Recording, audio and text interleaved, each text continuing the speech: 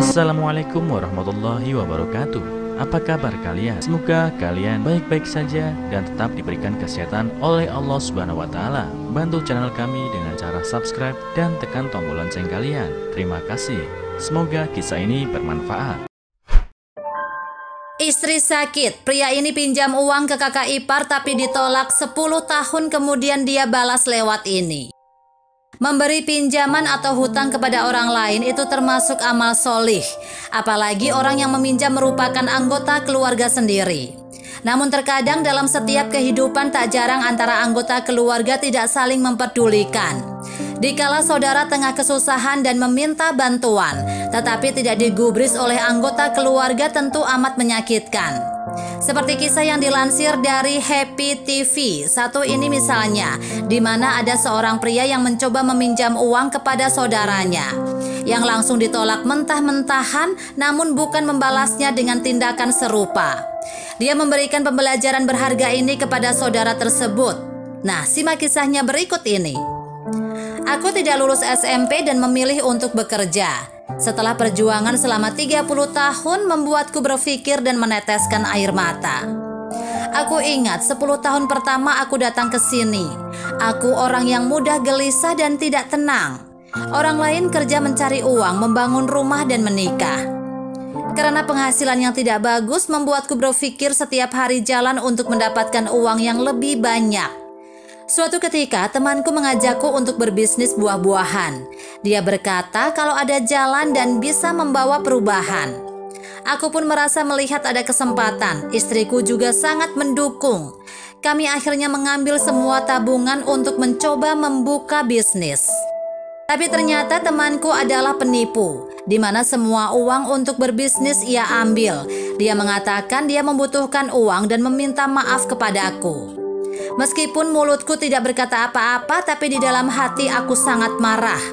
Hal buruk ini membuat istriku jatuh sakit dan aku tidak memiliki sepeser uang. Aku menelpon kakakku untuk meminjam uang. Ketika itu kedua orang tuaku sudah tiada, sehingga hanya ada kakakku yang selalu memperhatikanku. Setelah dia mendengarkan apa yang terjadi, dia akhirnya bersedia meminjamkanku uang. Tapi kakak iparku mendengar aku ingin meminjam uang. Ia tidak menyetujui keputusan kakakku. Kakak iparku menelpon dan mengatakan kalau keuangan kakakku juga tidak bagus, masih mau menyekolahkan keponakanmu.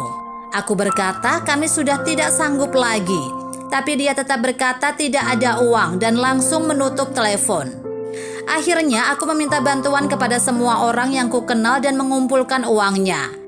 Dengan adanya masalah ini membuatku berjanji akan bekerja keras dan memberikan istriku kehidupan yang enak.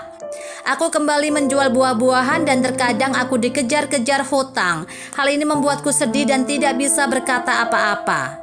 Setelah 10 tahun berjalan, aku memiliki perusahaan kecil. Istriku juga sudah bisa dengan senang kembali ke rumah.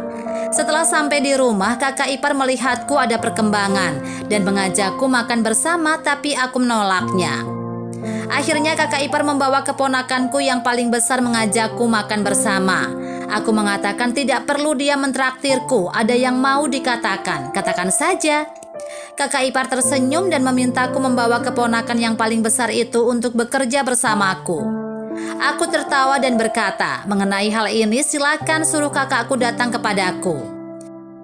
Setelah bertahun-tahun aku tidak mengetahui kabar tentangnya karena dia tidak pernah menelepon. Tapi akhirnya dia datang dan mengajakku makan di rumahnya. Kami berbincang-bincang dan minum-minum bersama. Ia bilang, adikku, aku sungguh minta maaf. Aku berkata, Kak, tidak perlu minta maaf, tapi akui saja aku ini adikmu.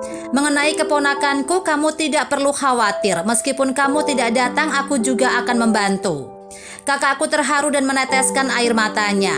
Kakak iparku di samping tersenyum palsu yang membuatku ingin menamparnya. Pada akhirnya aku membantu keponakanku dan mengenalkannya kepada perusahaan teman.